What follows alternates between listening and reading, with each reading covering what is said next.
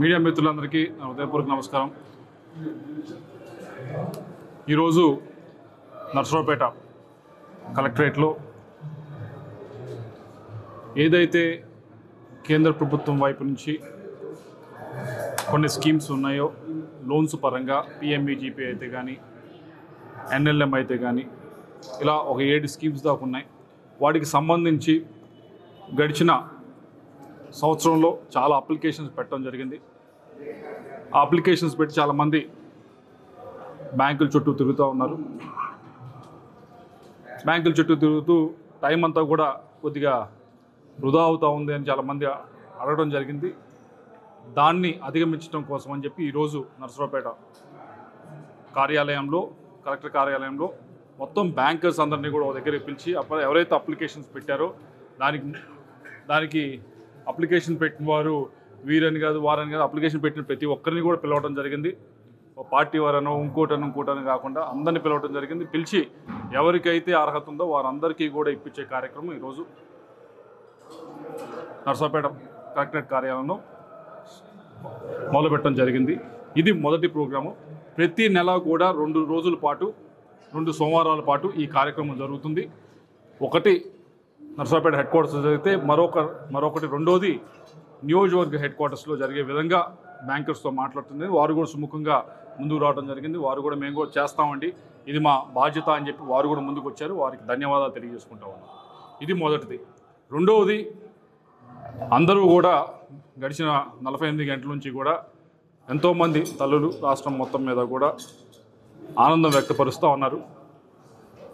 కూటమి ప్రభుత్వం ఏదైతే మాట ఇచ్చిందో మాటను నిలబెట్టుకుంటూ ఎంతమంది పిల్లలైతే ఉన్నారో అంతమంది పిల్లలకి కూడా 13,000 రూపాయలు వారి అకౌంట్లో ఇవ్వడం జరిగింది. ఈ అమౌంట్ అంతా కూడా ఎక్కడా కూడా మధ్యలో మిడిల్ మ్యాన్ కానీ ఇంకోటి లేకుండా డైరెక్ట్ అకౌంట్లో పట్టడం జరిగింది.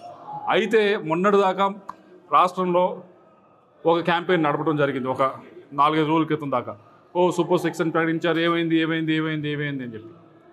సరే, అది దాని గురించి మొన్నటిదాకా మాట్లాడి ఒకసారి తల్లికి వందనం కింద ఈ డబ్బులు ప్రతి అకౌంట్లో కూడా డబ్బులు వేయటం స్టార్ట్ చేయగానే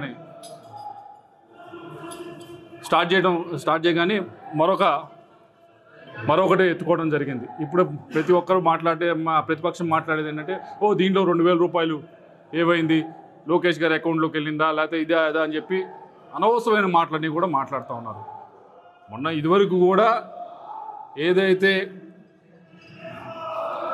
తల్లుల అకౌంట్లో వేశారో డబ్బులు, దాంట్లో స్కూల్ మెయింటెనెన్స్ కోసం అని చెప్పి కొంత తీసుకోవడం జరిగింది. దీంట్లో కూడా స్కూల్ మెయింటెనెన్స్ కోసం అని కొంత తీసుకోవడం జరుగుతూ ఉంది.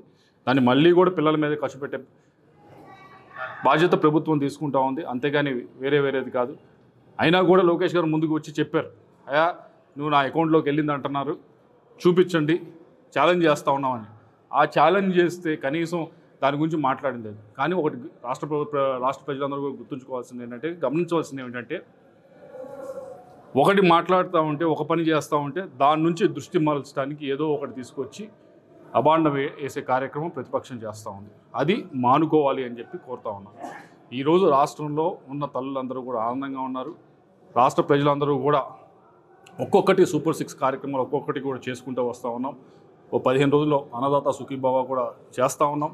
ఏదైతే 20,000 రూపాయలు ఇచ్చే కార్యక్రమం ఉందో అది కూడా 3 విడతల్లో పిఎం కిసాన్తో పాటుగా ఇచ్చే కార్యక్రమం చేస్తున్నాం. కాబట్టి ఎటువంటి ఆలోచన పెట్టుకోవాల్సిన అవసరం లేదు. సూపర్ 6 ఏదైతే ప్రకటించామో ప్రతి ఒక్కటి కూడా నెరవేర్చే బాధ్యత కూటమి ప్రభుత్వం తీసుకుందాం.